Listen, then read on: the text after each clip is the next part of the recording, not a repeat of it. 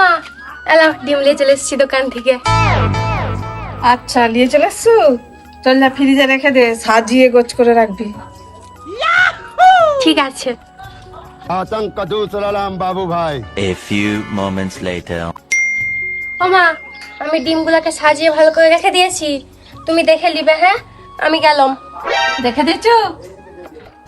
তবে দাঁড়া, এইগুলো গোছ করে রেখাই যে ফ্রিজে ঢুকি দে। আমি তো পারবো নি, তুমি যা যা রেখে দাও।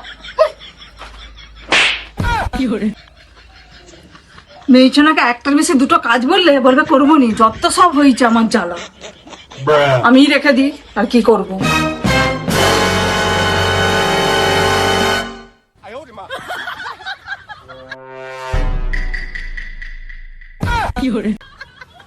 কচু বনে হেগে গেল কালো কুকুরে, কচু বনে হেগে গেল কালো কুকুরে।